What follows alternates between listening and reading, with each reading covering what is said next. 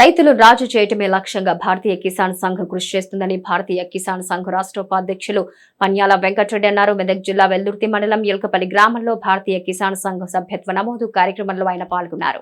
ఈ సందర్భంగా ఆయన మాట్లాడుతూ రైతుల్ని సంఘటితం చేసి గ్రామస్థాయి నుంచి రైతుల సమస్యలు తెలుసుకుని దేశవ్యాప్తంగా రైతాంగ సమస్యలు పరిష్కరించడం కోసమే భారతీయ కిసాన్ సంఘ్ కృషి చేస్తుందని తెలిపారు. ఈ కార్యక్రమంలో రాష్ట్ర కార్యవర్గ సభ్యులు చేపూరు భాస్కర్, జిల్లా కార్యదర్శి అనిల్ కుమార్, జిల్లా సహాయ కార్యదర్శి గురజాల శ్రీనివాస్ తదితరులు పాల్గొన్నారు. తెలంగాణ రాష్ట్రం నుంచి భారతీయ కిసాన్ సంఘ్ సభ్యత్వం చేయిస్తున్న కోసం గాను గ్రామానికి రావడం జరిగింది. రైతుల యొక్క సమస్యలు నివారించడం కోసం గాను రైతులందరూ కూడా సంఘటితపరిచి తద్వారా దేశ సమస్యలను, రాష్ట్ర సమస్యలను, గ్రామ సమస్యలను తీర్చి రైతును రాజు చేయాలని చెప్పేటువంటి ప్రభుత్వాలు నిర్లక్ష్యం కారణంగా రాజకీయాలు చొప్పించి రైతులను కూడా కలిసి ఉండకుండా మరి రాజకీయాలను ఏర్పాటు చేసి రైతును ఏకాకి చేసేటువంటి పరిస్థితి ఉన్నది. దేశంలో అన్ని సంస్థలు కూడా సంఘాలు ఉన్నాయి, కేవలము రైతుకు మాత్రమే సంఘం లేదు.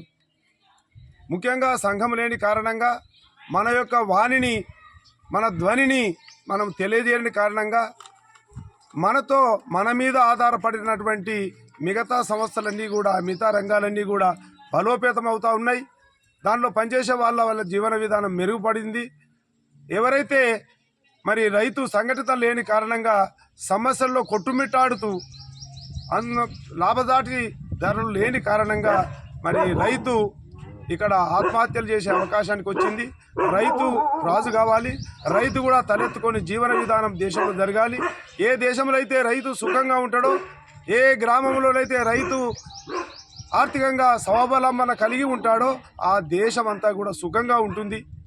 దేశం యొక్క అభివృద్ధి, దేశం యొక్క స్వావలంబన పెరగాలంటే రైతు, గ్రామాల్లో ఉన్నటువంటి రైతు తన యొక్క స్వావలంబనను పెంచాలి, తను సుఖంగా ఉండాలి. కాబట్టి రైతు పండించినటువంటి ప్రతి పంటకు లాభంతో కూడినటువంటి ధర నిర్ణయం చేయాలి అని చెప్పేసి ప్రభుత్వాన్ని డిమాండ్ చేస్తూ ఉన్నాం.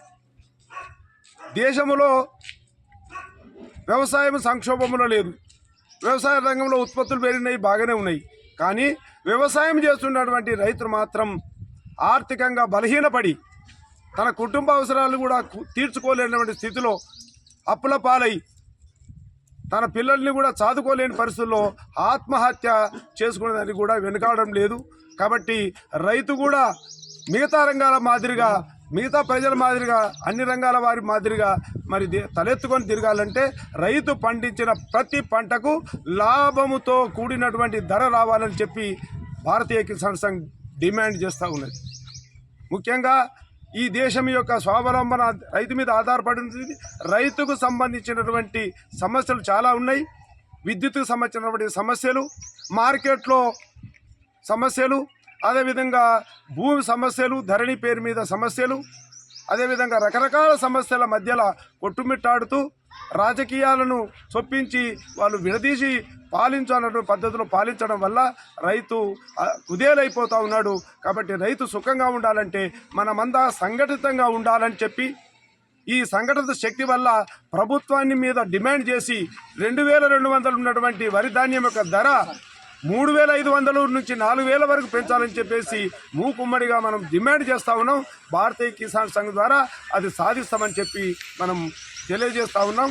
ఈ విధంగా ఈ గ్రామంలో ఉన్నటువంటి రైతులు సహకరించినందుకు వారికి ధన్యవాదాలు తెలియజేస్తూ భారత్ మాతాకి జై.